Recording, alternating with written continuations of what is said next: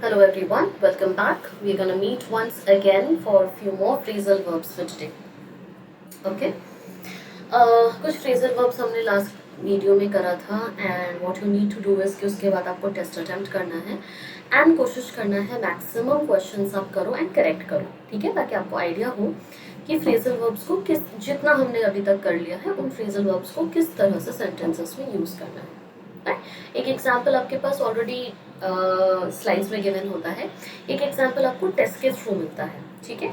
Apart from that you need to add two more sentences from your end as well so that आपको idea हो जाए use करने का कि मुझे यूज कैसे करना है इनको. Right, okay. Let's start with the first phrasal verb for today. आज का पहला स्टार्ट करते हैं, which is come between. Come between का मीनिंग होता है to interfere with a relationship between two people. दो लोगों के रिलेशनशिप या किसी तरह के रिलेशन के बीच में आने को कहा जाता है come between. Example, after more than 50 years of partnership nothing could come between them. इतने टाइम के पार्टनरशिप के बाद, इतने टाइम के रिलेशनशिप के बाद कोई भी चीज किसी के बीच नहीं आ सकता, इनके बीच नहीं आ सकता, मतलब it can not come between. Right. अगला we have is come down with. Come down with का मीनिंग होता है टू कैच एन इलनेस. किसी तरह की बीमारी हो जाना, किसी तरह की सिकनेस में आ जाना, that is known as come down with. Example, after travelling Chandra came down with a cold. ठीक है.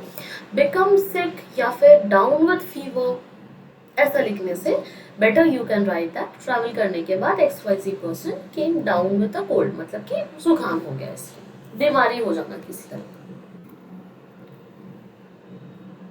कम out of.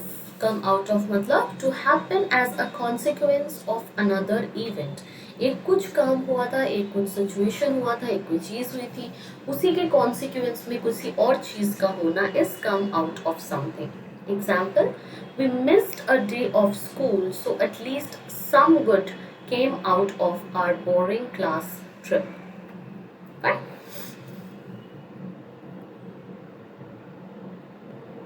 Come up. Come up का meaning होता है to arise as a topic of discussion or receive attention. ये आपने already पढ़ा हुआ है, ये आपको पता होना चाहिए. Come up with a conclusion, come up with a solution, come up with a good suggestion or anything like that. ठीक है. तो come up का मीनिंग ये होता है किसी टॉपिक या डिस्कशन, यू नो, से कोई चीज का अराइज होना, किसी चीज का कंक्लूड होना. Example, everyone talked about how much they enjoyed the movie but the run time never came up in the conversation. ठीक है, मतलब कभी आया ही नहीं वो डिस्कशन का टॉपिक या उस डिस्कशन का सब्जेक्ट कभी भी बाहर नहीं आया. This is what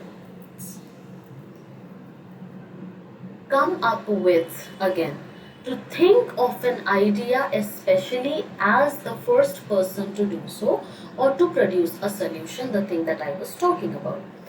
Sahar comes up with her best story ideas at night, so she writes them down before she forgets them. ठीक है, मतलब she comes up with the best idea आता है उसके दिमाग में, तो वो लिख लेती है इससे पहले कि वो कोई चीज भूल जाए. यहाँ पे कम अप क्या था? This was to arise as a topic of discussion, किसी चीज का एक पार्ट का पॉपअप होना. यहाँ पे it means more of a conclusion और any kind of solution. Then you have is count on. Count on का मीनिंग होता है टू रिलाई और डिपेंड ऑन समवन और समथिंग. किसी चीज पे या किसी इंसान पे भरोसा करना या रिलाई करना, डिपेंडेंट होना, उसको कहा जाता है count on. Example, if I am ever making a mistake I can count on my friends to warn me.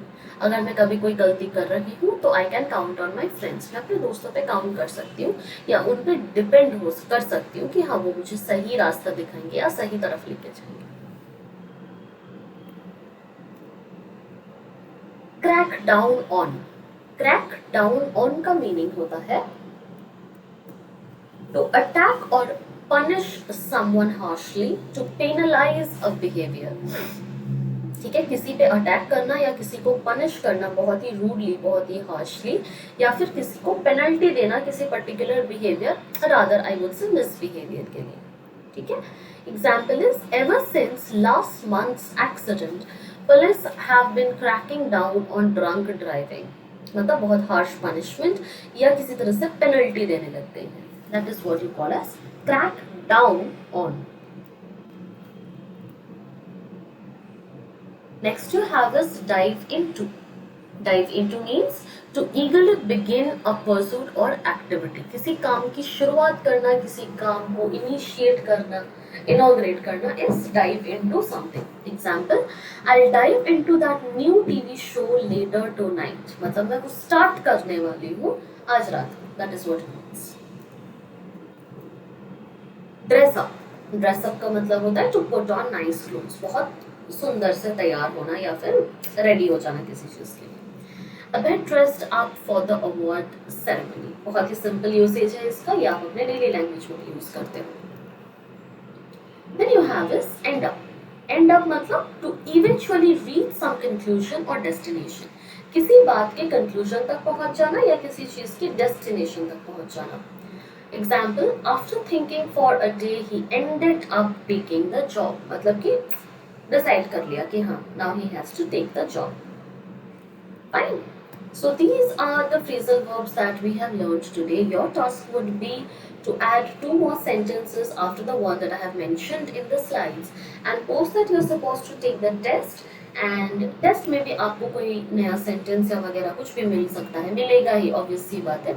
You need to note that down and you need to understand the usage of the word as well, ताकि आपको पता चले कि okay इसको इस तरह से भी यूज करा जा सकता है। Fine, that should be it for the day. We can wait for the next video so that we can come out with some more phrasal verbs. Okay, till then keep practicing. Bye.